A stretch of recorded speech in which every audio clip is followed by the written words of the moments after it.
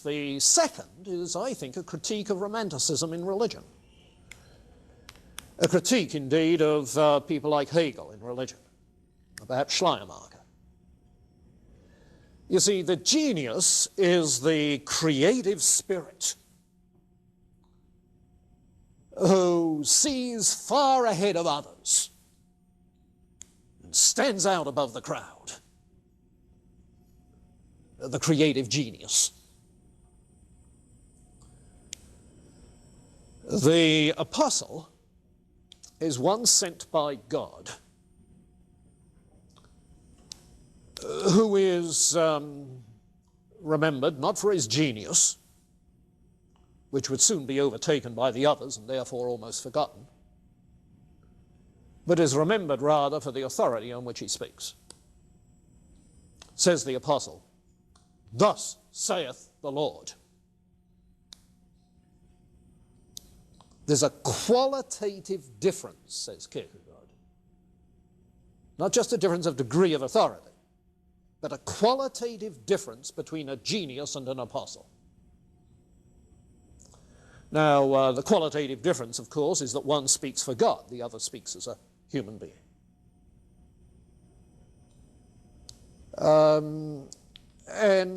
You can see in that his repudiation of the view of 19th century liberal theology that revelation is simply the emergence of an increasing God consciousness out of the human spirit in the course of life. Okay?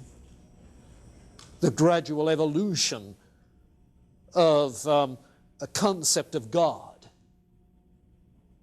in the development of the human spirit, Hegel. As distinct from the view that revelation is God speaking from beyond history, the eternal, acting into time. Yes, sir. Again.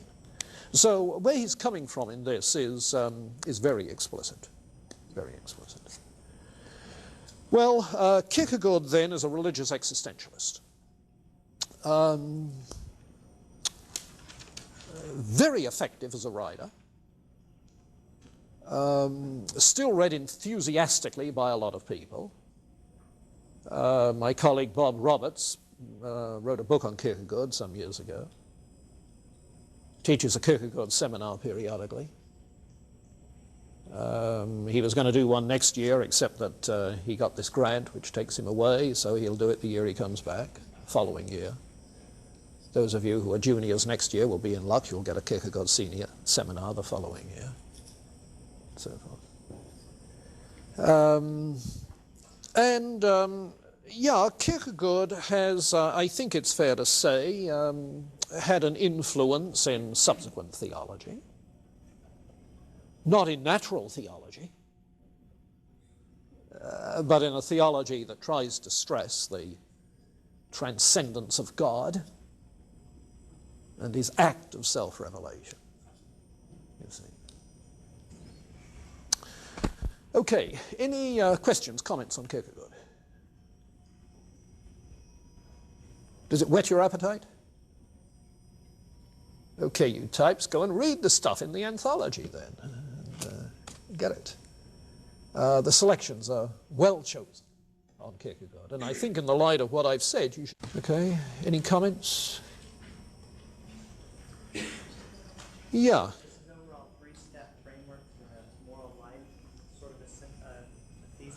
Yeah, I think so. The aesthetic, the ethical, religious, yeah. Thesis, antithesis, synthesis. I have difficulty in seeing why those two should be antithetical. Although thesis, antithesis, synthesis is not necessarily, thesis and antithesis, not necessarily contradictories.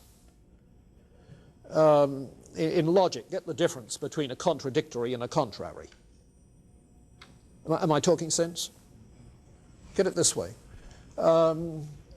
some of you, how many of you have taken Logic 101, 2, whatever it is?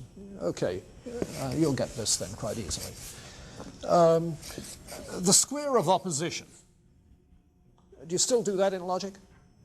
I see some nods of recognition. The square of opposition has to do with the relationships between 4 kinds of proposition.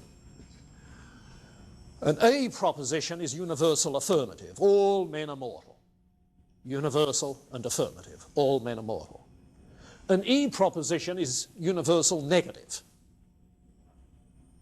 No Wheaton students are liars.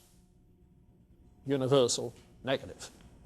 Don't grin satirically, cynically when I say that. An I proposition is particular affirmative. Some Wheaton students are liars. And an O proposition is particular negative. Some Wheaton students, at least, are not liars. Okay? Now, contradictories are across the diagonals. That is to say, A and O cannot both be true at the same time and in the same respect. E and I cannot both be true at the same time and in the same respect. They're mutually contradictory. You see? If all Wheaton students are liars, then there are none who are not. If no Wheaton students are liars, then it's not the case that some are. You see? So across the diagonals, they're contradictories. Now, on the other hand, this way it's contraries. Some are not. You see? Some are not. So if you take a paradox to be a contrary, the thesis and the antithesis are contrary to each other, they're not necessarily contradictory to each other. You see? So a synthesis is possible. Now that's why it is that Hegel, you see, can develop a thesis and antithesis into a synthesis. And that's why the religious life is not something wholly other than the ethical and aesthetic life. They're not antithetical. The thesis and the antithesis are preserved in the synthesis. Now, having said that, I should add, I suppose, that once in a while, Kierkegaard uses the term contradiction. And as I listen to the Kierkegaard experts, I gather that some of them think that by contradiction he means there are contradictories. And others of them think that he's just very loose in his use of terms. And it's not really that there are contradictories, just contraries. So some ambiguity there. But at least on the 3 stages, this is the way it looks to me. It's contraries. Did he have a terribly dramatic conversion experience? He had a terribly dramatic religious experience. I hesitate to call it a conversion experience, inasmuch as I don't think he was exactly an unbeliever before. You see. But he does talk about, I forget the detail of it just now. Some of you may have read this more recently than I. Was it he or was it his father who was out on the moors? His father, and in a dreadful thunderstorm cursed God, so forth. And there was something intensely religious. Do you remember what it was? Basically, his father believed that he was under God's curse, and that curse also would affect his children. Oh, yeah. None of his children would live past the age of 40 or something like that. And eventually one of them did, but thought that curse was on him. Yeah, and Kierkegaard felt, when he was like 6 years old, his father told him about this, and felt that because his father had cursed God, somehow God's curse Yeah. also rested upon him. Yeah, yeah. Yeah. Now, I don't remember a conversion experience in Kierkegaard's own life. Has anybody read recently in Kierkegaard to think of that? Ryan?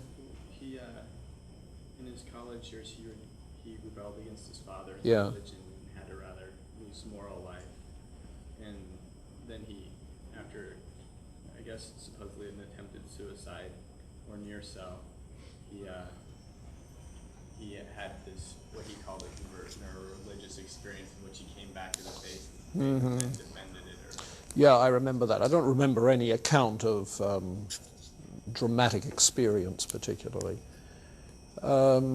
Kierkegaard actually was very much a critic of the established state church in Denmark, which for him epitomized the objectivity of religion A.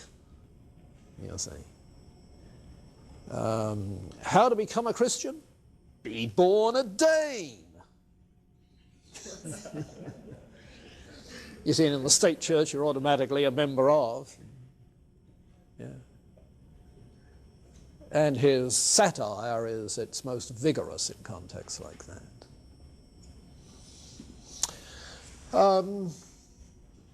Okay. Anything else? I'm ready for Nietzsche. Carl isn't. Sitting in 3 ways. Yes. Are those like natural progression? Yes. Yeah. Stages on life's way. Yes, a natural progression, and he traces it sort of phenomenologically, describing the changing states of consciousness. I don't know. That's, same question with Hegel. When Hegel describes the phenomenology of unfolding self-consciousness, are the shortcuts around certain stages, you see. I don't know that Hegel thinks there are, but I don't know that he says they're not. And I don't know that Kierkegaard thinks this is a necessary grid, you see, or that he says it's not. It could be simply the characteristic route, though it might be conceivable that from this stage one might be drawn straight through to that. I don't know, you see. That's raising the question as to whether the dialectical movement is a metaphysical necessity, or whether it's simply a generalized phenomenological description. You see, if it's descriptive, then it might not be necessary. It may just be characteristic.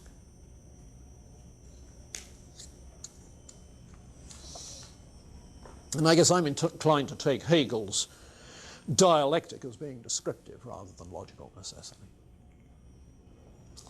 And I say that because if this is an expression of the creativity of spirit, you see, well, creativity is irrepressible, yet what creativity does is not logically necessary. There are alternative ways in which creative outbursts might come. That's reading the Romanticism into Hegel.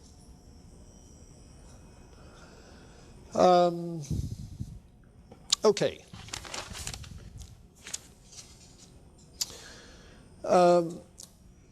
With Friedrich Nietzsche,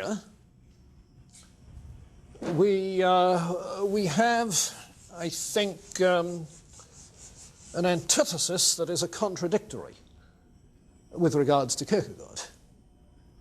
It would be hard to synthesize these two. Kierkegaard, as is obvious, is the religious existentialist.